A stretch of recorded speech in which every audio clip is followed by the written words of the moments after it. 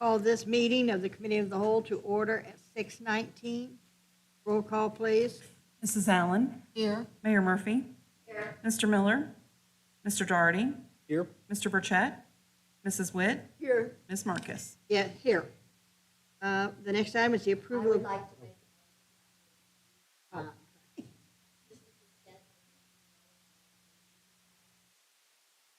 Roll call, please. Mayor Murphy. Mrs. Allen. Yes. Mr. Doherty. Yes. Mrs. Witt. Yes. Ms. Marcus. Yes. We have the approval of minutes from the Committee of the Whole meeting of April 25th. If there are no changes, corrections, we'll approve those as they are. Hearing none, they are approved. Finance Director, I have nothing, thank you. City Manager.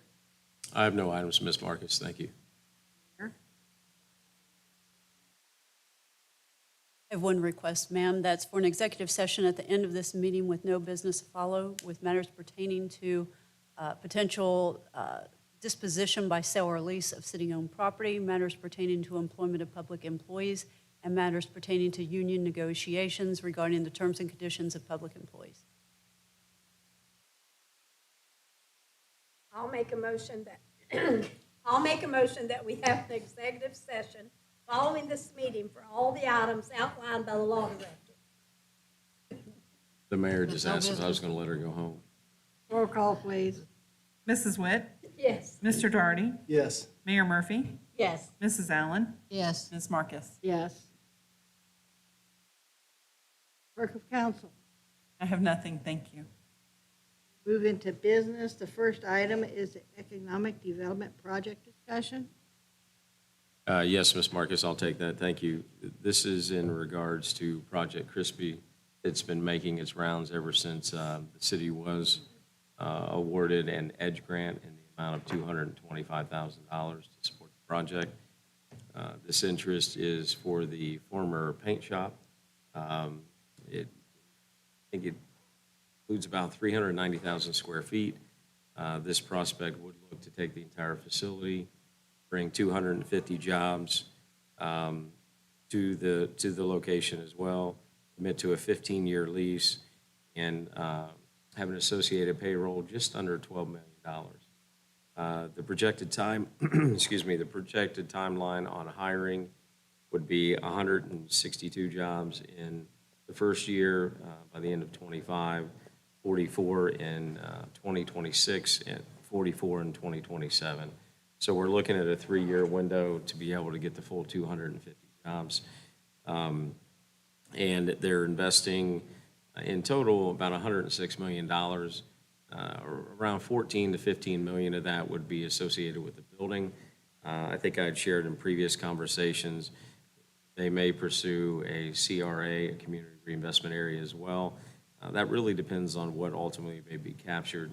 But the discussion tonight and what I'm looking for legislation for is to support a forgiveness loan with a 5-year agreement where they would lock in the annual payroll pledge and the employment count for 5 years.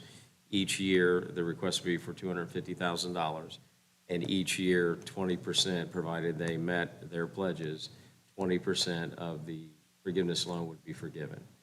If at any time they relocated or they were not meeting their pledges, they weren't meeting their pledges, we ultimately talk to them, try to give them a little more time, see what's going on. Maybe it's hiring challenges or something of that nature. But if they were to leave, and we've only had to do this, I think, twice during my tenure, there is a clawback provision that they have to pay the remaining percentage that hasn't been forgiven, and it also states a interest rate, which is usually whatever the applicable current rate is. And then because of this request, this is a good opportunity. It's not guaranteed. There is state assistance involved that includes JCTC, which is Job Creation Tax Credit, and it also includes a state grant, then, of course, the EDGE grant. So in total, there's over $2 million in assistance being sought for this project. We don't always get an opportunity for such large projects. We do budget every year for economic development specific projects or a certain amount of money. With this being a larger project, though, we couldn't really anticipate and budget So in addition to legislation for a forgiveness loan, we would also be seeking legislation supplemental to based on the pledge payroll, which again will take 3 years, our return would be roughly $300,000 a year. So you could really look at it as though we would be getting our return back after the first year of full employment. We would also look to, I would work with Martina to ladder the forgiveness loan that they've got to be at, specific employment after year 1, the second level, 2, and year 3, to make sure that they're meeting viable pledges, something that they can actually hold. I can answer any questions that there may be on it, but otherwise, legislation for supplemental of $250,000 and legislation to allow the city manager to enter into this loan agreement. Also, I forgot, every forgiveness loan comes with a promissory note as well, which kind of guarantees they have to pay it back, again, if they were to leave. Well, we would get incrementally, we would already exceed, I would say, by the end of year 3, actually, based on 162, I would say at the end of year 1.5, we would probably already be collecting what we would loan. Over the 5-year agreement, we would be looking about $1.5 million income tax, and then from withholdings. Then over a 15-year period, the lease, which with this investment, the hope that they would be a tenant and a marine business here forever. But over 15 years, I think it was estimated at $4.5 to $5 million.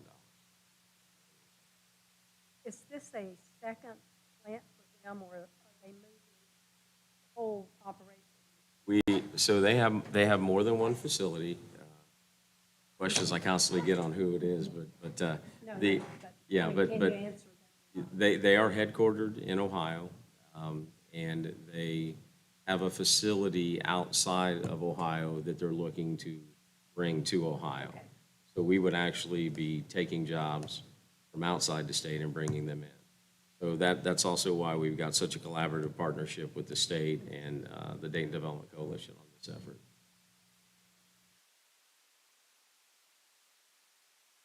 I would like to say one other item. If we were fortunate enough to secure this, this helps diversify our economy a little bit, because yes, it's in manufacturing, but it's in a completely different industry, which I think would be good for the city.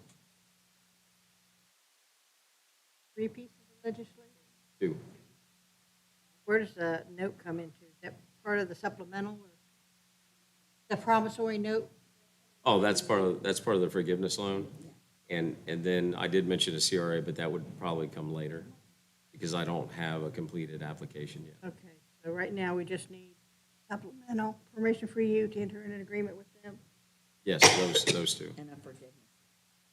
Yes, the forgiveness loan to enter I'll into make the a agreement. motion that we do a forgiveness loan.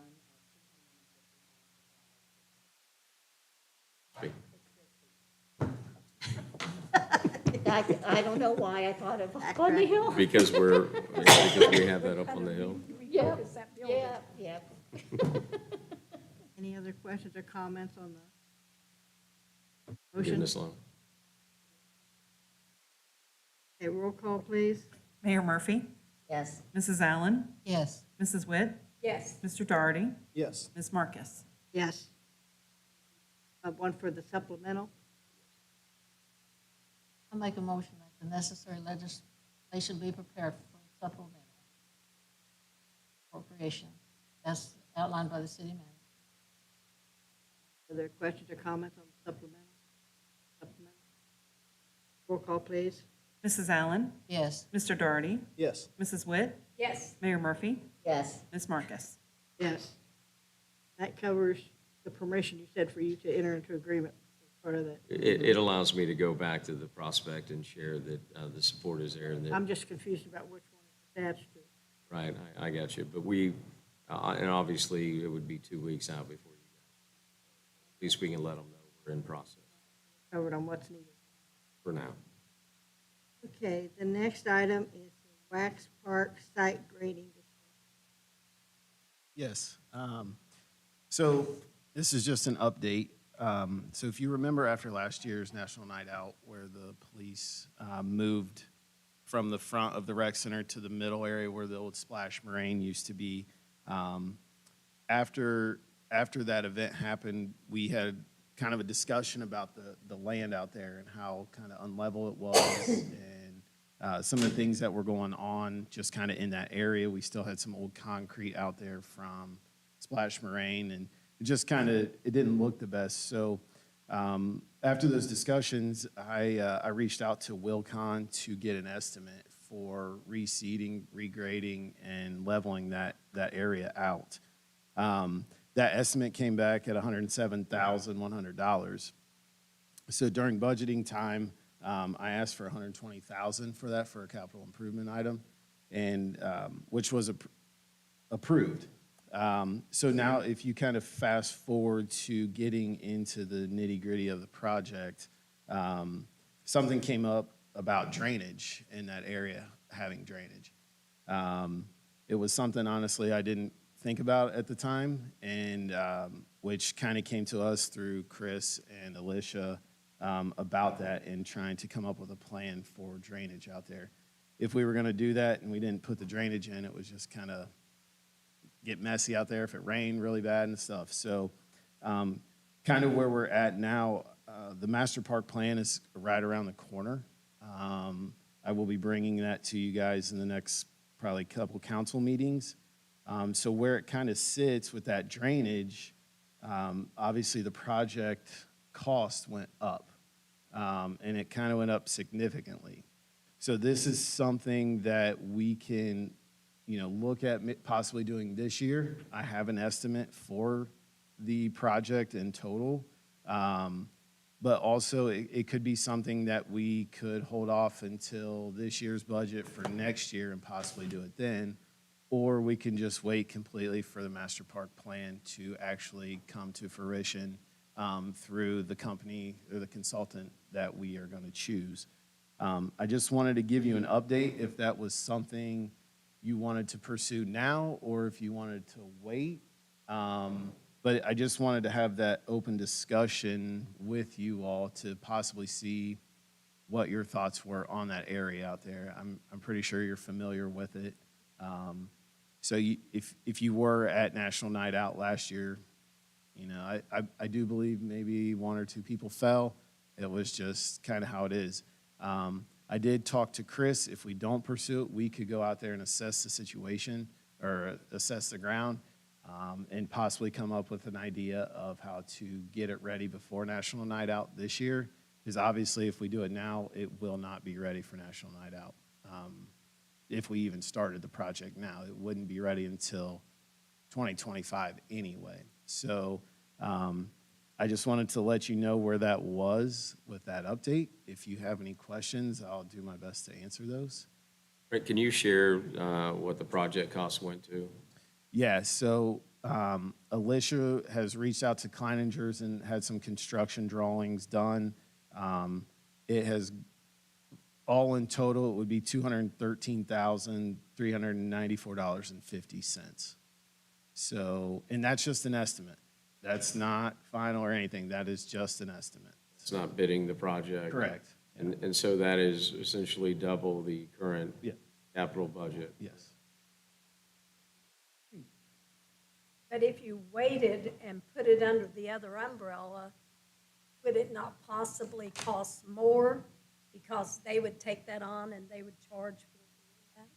I mean, there's always that possibility. The longer you wait, the prices are going to go up the longer we wait. Again, through the master park plan, we don't know what they could come up with. I mean, I would assume that area is going to need it anyway because it's going to be a high-profile place for the master park plan, I would assume, just because of the buildings that are out there. If those get torn down, as far as the old bathhouse, the concession stand, the ticket kiosk, and the pump house, it'll open that whole area up, and it probably would eventually need to have this done at some point in time. I can't guarantee that, but the way this is going, if we were doing this and looking at it, it would probably have to do the same thing at some point in I time. think some of the concern too is So the project's needed, but then there's also the argument that if the master plan identifies a certain use, and council wanted to support that with the grading and the drainage infrastructure that went underground, would it impact the ability, or at any point would we be having to relocate or move a proposed plan because we don't want to impact what was just put in the ground? If we take out compost and we take out flowers and all of that, figure all of that too, once all of that's torn out. Yeah, just through kind of an email discussion, with Alicia, just looking at it, eventually, the goal is to get those out of there, and maybe that would come out of that. It's kind of the unknown without having the master park plan going. Obviously, we're going through the comp plan, so this kind of lines up really well with our master park plan, just the information that's come out of the comp plan with our parks. So this is kind of a good transition for this master park plan at this point in time. Again, we don't know what their renderings will be. Obviously, they're going to go through the same thing with the comp plan and asking the citizens, what do they want to see and all those kind of things. So we do have a while until we'll actually even have probably all that information. Just like the comp plan has taken, over a year's time, the master park plan will probably be somewhere in that time frame as well. What would we need, so Chris, what would we need on our side if we were to try to tackle that sort of project ourselves? This winter, one of the things that we did is we went and removed the concrete already that was around that was cut 8 years ago to be removed. That area's kind of been forgotten. But we removed that, so we would have to do something with the area that we took the concrete out of and level that area back out, either hauling dirt in, trying to level it ourselves the best we can. I spoke with a guy that actually wanted to bid the project if it went to there, and had the option of possibly taking dirt from our farm site and using that dirt versus purchasing dirt that could lower the cost quite a bit. So I don't know where that's at. I know there were some other things on there as far as like dry well drainage and stuff. We already have some of those that we wouldn't have to purchase. So I don't know how far that would bring the price down. But as far as, I really don't know what it would cost us to fix, temporarily fix what's down there now just to get it safe. But that's something we can definitely look into. It would be, having to rent some equipment and, we could try to, obviously, to move the dirt from the farm down there to make that work. But that's something that I could get numbers on for you guys and let you know how that goes. Thank you. So I'll just say, currently what's left out of that 120,000, we have $107,700 left in that capital budget. So Alicia did use $11,425 for the renderings for the construction drawings for this drainage. That's why that's out of there. So, but we do have, some money obviously left if we needed to pull from that for temporary fixes. Yes. Yep.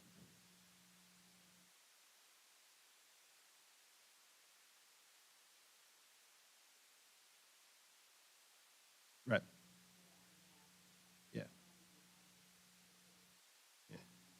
Yeah. So if we did do it, it would be something that whoever we do consult with would know. They would understand that this is what we've done, or if we do decide to hold off, it is something that we will need to make them aware of this area that has been discussed before, so. Yeah. Well, maybe not. I'm just saying, we haven't, correct. Right. Yes. Yeah.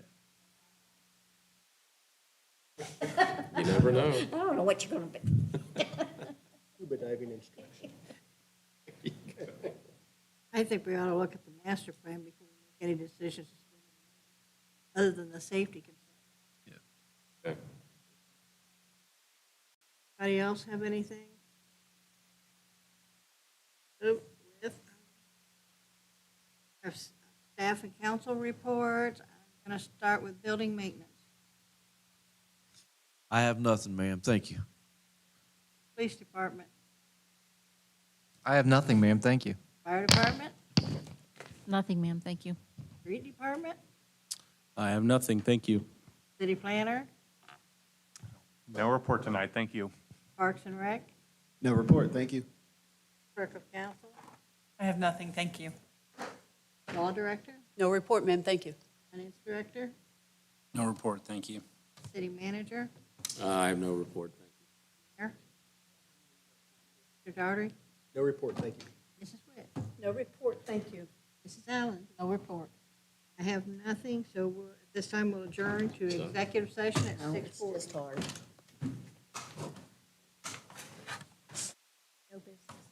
With no business to follow.